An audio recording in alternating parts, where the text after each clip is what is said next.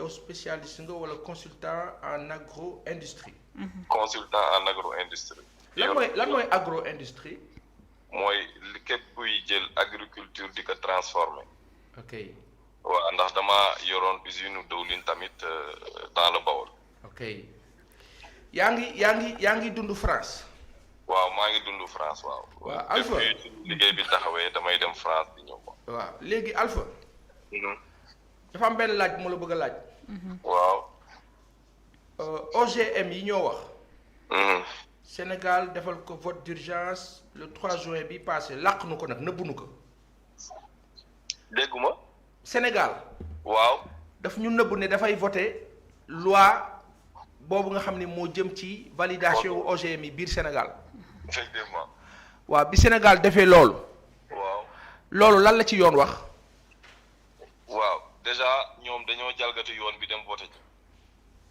ndaxte selon bu fekkee ne liir nga loi bi ñu bëgg a abroger parce que sax loi bi il faut mu leeral xamuñu ndax dañ ko abroger wala dañ ko modifier mais ki jiite ANB Ousseynou Kassé nee na dañ ko modifier mais ministre de tutelle am nee na dañ ko abroger kon ñaari autorité la yu wax ñaari wax yu bokkul. te ñoo bokk camp. waaye léegi lu tax ma wax dañoo jalgate yoon bi dem waxi ko parce que c'est exposé de motif yi loi bi ñi nga xam ne moom lañ abrogé muy loi 2009-27 wala sax changé dañ ne ci booy dugal loi yu mel nii durant tout le processus da nga ci war a impliquer la population. kon donc voter ko en catimini ce serait violer la loi. ci article 34 mu indiwaat l'information ba ci article 37 que toujours la population devrait être impliquée. kon donc yow munoo violer loi boobu ba pare dem voter ji léegi nag ministre bi ñu ne la moo tax nga voter ko mu ne protocole de Kuala Lumpur bu 2010 il fallait que Sénégal adapté wu ci mais Sénégal protocole de Kuala Lumpur bu 2010 da ko signé mais ratifié wu ko kon donc amuñu benn obligation juridique pour topp ko même si bu fekkee dañ ko waroon topp protocole boobu muy wax à son article 23 daf ne la population devrait être informée sensibilisée en plus nga boole ko ci discussion yi de amont en aval booy teg loi bu mel nii parce que ça les concerne directement kon donc de tel manquement day indi mën nga contester loi bi comme ñoom niñ ko utiliser te waxuñu la ko dem voter ji ko te yëgoo. waaw Alpha. waaw. ginnaaw loolu mooy aspect contenant bi. waaw. aspect contenu bi. lan la OGM di def ci nit. damay bañ tiital sa auditeurs yi wala sa téléspectateurs yi. déet waxal dama bëgg a xam. léegi rek OGM. donc organisme génétiquement modifié la moo tax ñu koy tuddee noonu parce que dañuy modifier wu gène benn organisme pour adapter ko ci beneen organisme pour que organisme boobu mën a mel ñoom ni mu bëgg mu mel. ci misaal mën nañ jël par exemple benn carotte nga gis ne carotte dafay gaaw a yàqu dafa ndaw ni mu mel neexu la.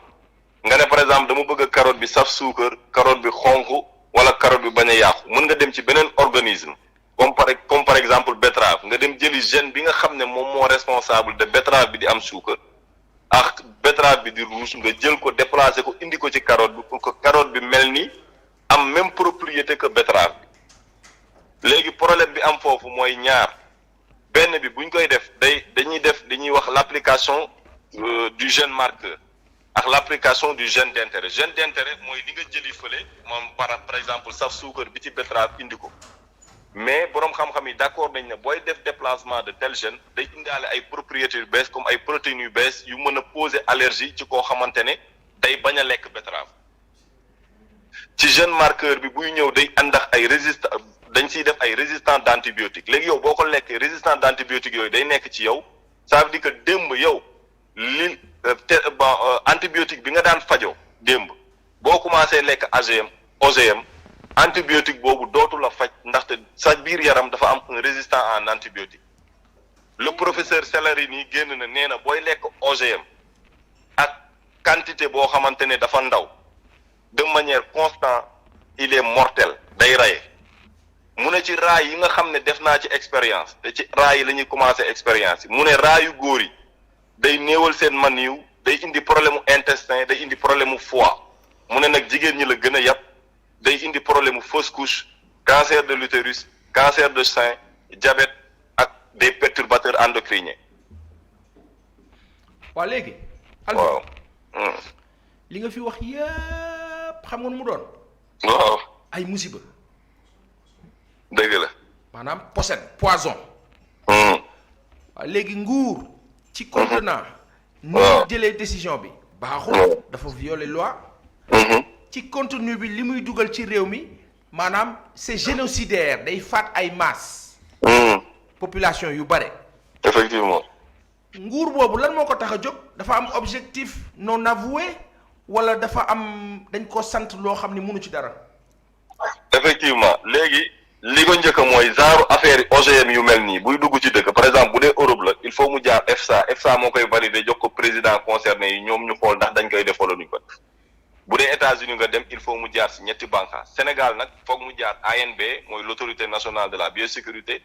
biosécurité autorité boobu jël ko jox ko comité bi avant mu koy jox ministre bi pour mu joxe autorisation ñu dugal ko fi ma fàttali ne OGM kenn terew ko ñu dugal ko di ko lekk Sénégal mais dañ ne balaa nga koy dugal da ngay jaar ci autorité bi mu jox la attestation boo ko dugalee waaye autorité boobu tudd Kassé moom génn na télé matul 3 semaines mu ne. Ousseynou Kassé waaw Ousseynou Kassé nee na bi mu fi nekkee depuis 2015 musul jot notification ni joxe attestation pour loolu te pourtant bépp usine bu nekk biir Sénégal di defar aliment de bétail li ngay defar que ce soit maïs ou soja d'OGM ou soja ay OGM lañ ko defaree kon donc ñooñu dugal nañ ko fi te amuñu autorisation kon donc ñun ñi ñëpp yow ak yi nekk ci plateau bi ñu ngi consommer OGM jigéen ñi fan yi am na benn sachet bu ñuy toggee sachet soja bu ñu tuddee resto c'est à la base de soja d'OGM des États-Unis c'est de l'OGM ñun ñëpp ñu ngi koy consommer xanaa dañ ko xamul te autorité bi tamit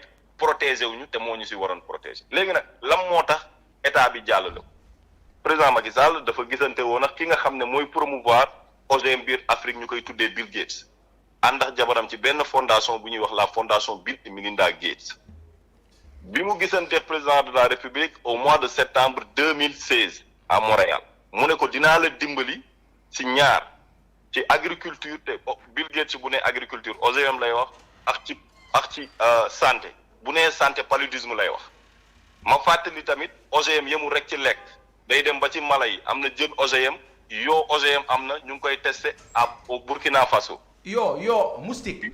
yoo OGM. moustique OGM d'accord.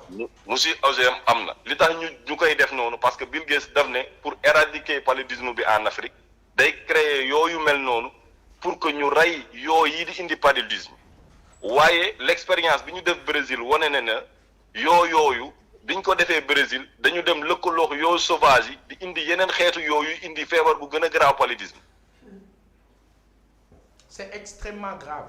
voilà léegi nag lan moo tax ñu voté ko parce que comme diggoon na ko Bill Gates te Bill Gates il faut que loi bii ñu teg bi fi nekkoon 2009-27 bi article 18 bi dafa indi nuance daf ne interdire nañ Sénégal bépp OGM bu dangereux déjà OGM dafa dangereux ñun nag dañu bëgg xam la mooy OGM bu dangereux léegi nag Bill Gates nuance boobu ci phrase boobu moo ko doon déranger léegi il faut ñu lever ko moo tax président bi lever ko le 3 juin bi mu ko lever le 3 juin jabaru Bill Gates ñëw fi le 22 président de la République accueillir ko pour ñoom ñu waxtaan mu remercier ko ci loi boobu ñu jàllale à l'Assemblée nationale.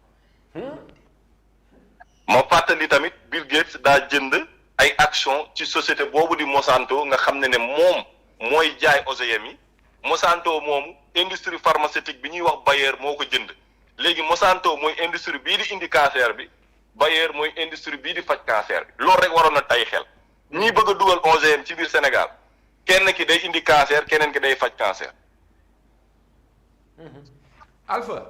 waaw. Alpha yaa ngi yëngal dëkk bi léegi. léegi. waaw xam nga benn affaire moo ma jaaxal ci li nga expliqué yëpp. loi bu Abdoulaye Wade bi mu defoon contre en 2009 nu ko état bi def. non xam nga loi boobu nit ñi dañuy wax contre mais loi bi du contre de. lan mais la Abdoulaye Wade article 2 boo ko liiree danaa nangu na OGM mais Abdoulaye Wade da ci def sécurité. mooy article 18 bi. mu ne balaa nga koy dugal ñëwal jaar ci man ma saytu ko ba pare nga koy door a dugal. léegi nag état bi bii nag moom li mu bëgg a jël mooy lever verrou boobu nekk article 18 pour que dëkk bi mel ni cin bu amul kubéer.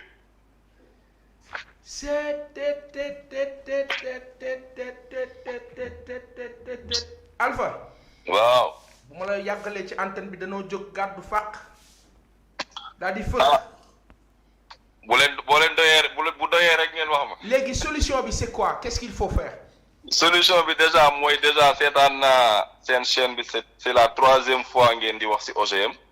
bi ma koy njëkk a seetaan j'étais en France ñaari fii laa ko seetaanee benn bi defe naa démb la benn bi tey leneen li baykat yi la concerné parce que baykat yi sans le savoir affaire bi ci ñoom la jëm parce que boo déggee ki nga xam ne moo yor biosécurité dina la wax jëmul rek ci bay ci santé mais stratégie bi ma koy répondre foofu du ma ko teel a tontu fii balaa ñuy tase ma ak moom ci plateau mu beneen buntu bu mu jaar mais li ma bëgg a wax foofu rek mooy OGM baykat bu ko jënd OGM du sax ñaari yoon at bi nga ko jënd bu déwénee at li nga am foofu munoo ko dencaat pour jiw déwén foog nga demaat ci ñoom technologie boo xamante ne chaque at da nga ko war a jënd ndax dañ ko breveté te technologie la boo xamante ne ci misaal ab oto la boo xamante ne boo ko jëndee ci ki la jaay oto bi carburant bi ci jëm ci moom rek nga koy jëndee maanaam intrant agricole yi ci moom rek nga koy jëndee boo ci defee beneen carburant bu dul carburant bi muy jaay moom oto bi du dox. maanaam dépendance totale. L'insécurité dañuy wax sécurité alimentaire mais c'est l'insécurité alimentaire ndax tey jii imaginer suba ñu amoon problème ak États-Unis mën na ne Monsanto dama bëgg nga arrêté yóbbu jiw ak intrant agricole biir Sénégal kon dañuy dee. léegi Alpha. waaw. jiw boobu ñuy def. muy OGM. waaw. lan lay def comme effet ci ñi nga xam ne duñ ko utiliser tey bay ci wet gi. waaw day rey bay bi yëpp parce que façon de pollinisation la mooy maanaam gis nga tey jii ñoom premier acte bi ñuy teg mooy ñëw bay ko biir Sénégal yëpp képp koo xamante ne yoroo OGM dinañ la wàll loolu nuñ koy wàllee parce que bu fekkee dara day sax par effet de pollinisation lay def. léegi tey jii bu amee ngelaw boobu bu yóbboo pollen bi ci kii nga xam ne deful OGM da koy wàll OGM bi moom day yaakaar ne bay normal la yor mais OGM après lay jural léegi da fee mu denc ay jiwam yaakaar ne déwén mën na sax dootul sax. Alpha. waaw. Socé Ndiaye dina la jël ngeen am waxtaan bu yaatu. waaw danaa ko dalal. yow yàlla na yàlla fay la jërëjëf.